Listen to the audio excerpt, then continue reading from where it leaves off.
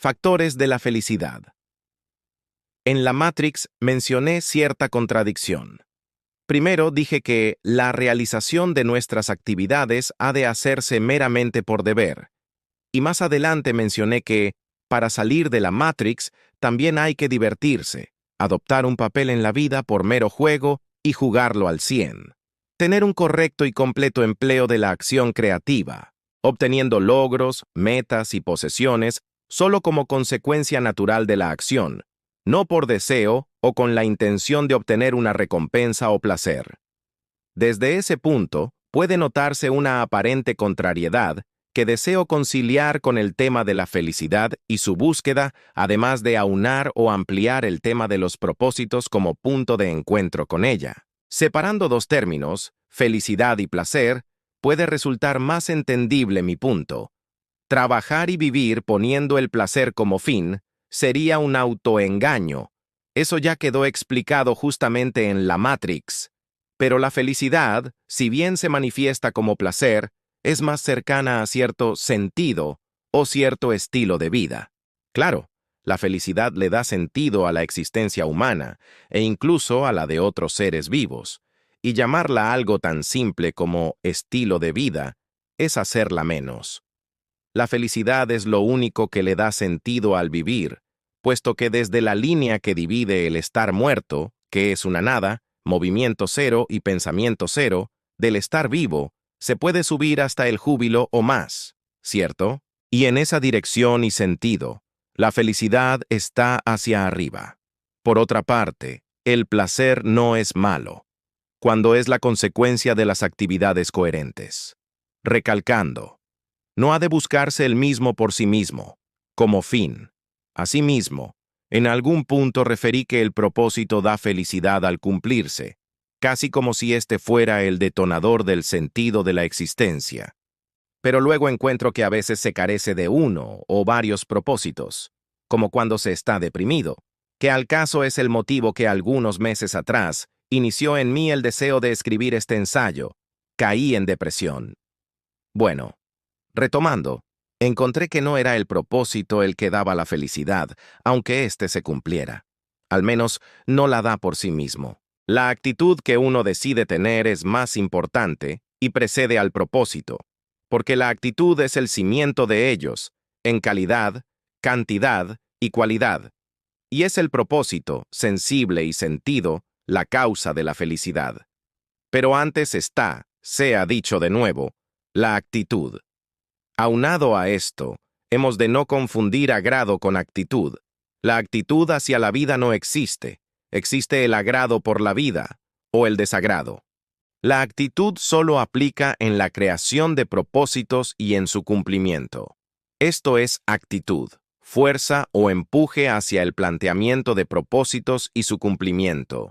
Antes de la felicidad hay propósito, y antes de éste existe actitud.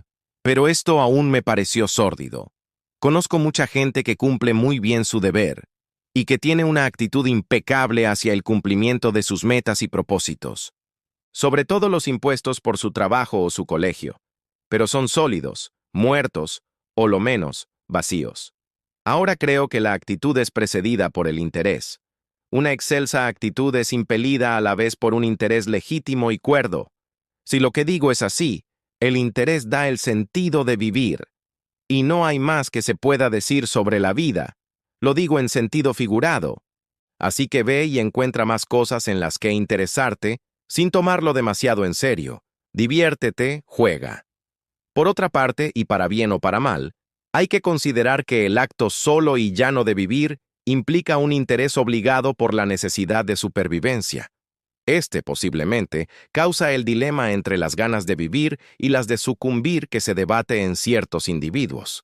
Si miramos de cerca, el interés por sí solo genera actitud y propósitos que al cumplirse dan felicidad como una escala hacia arriba.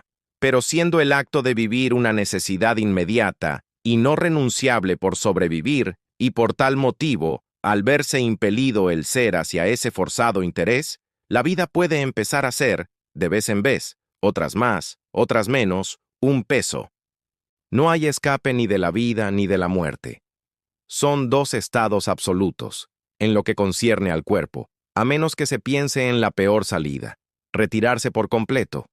Pero el suicidio ya ha sido mencionado por Albert Camus en el mito de Sísifo, como algo demasiado absurdo. Vivir o quitarse la vida. Ambas cosas son difíciles. Vivir implica la lucha constante por sobrevivir y toda acción por preservarse. Morir implica sobrepasar la noción del cese total y el sufrimiento de dicha transición, y quedo cortísimo al hablar de un tema que, como todos, desconozco de primera mano. El hombre, por estar vivo, está implícito en dicha actividad que, ante todo, le puede dar placer y alejarlo de la monotonía al mismo tiempo, si vive bien. Pero aún puede tener la noción del cese de toda actividad. La ha presentido, aunque sea por momentos, en el aburrimiento, en el tedio, en la actividad monótona o el total brumamiento de la inactividad. Por inferencia, se codea con la noción de la muerte, y le es difícil afrontar su presentimiento. Pero también sabe y entiende de primera mano la pena del vivir, el sinsentido que, entre otros, Tolstoy descubrió. En la Matrix, toqué el punto del placer como trampa. Para salir de ella, deberíamos abandonar la búsqueda de éste por sí mismo como fin. Pero aún prevalecía la pregunta: ¿por qué busca el hombre el placer por el placer?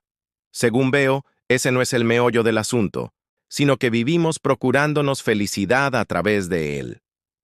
La felicidad seguramente solía estar en juegos que tenían reglas que seguir de un modo más voluntario. El placer se daba de manera intrínseca. Ahora, entre juegos corruptos, no divertidos o sin sentido, espiritualmente hablando, el placer natural está casi ausente. Luego entonces, se busca el placer en el placer mismo para ser feliz. Se intenta así, al menos. Gracias por ver la primera parte de Factores de la Felicidad.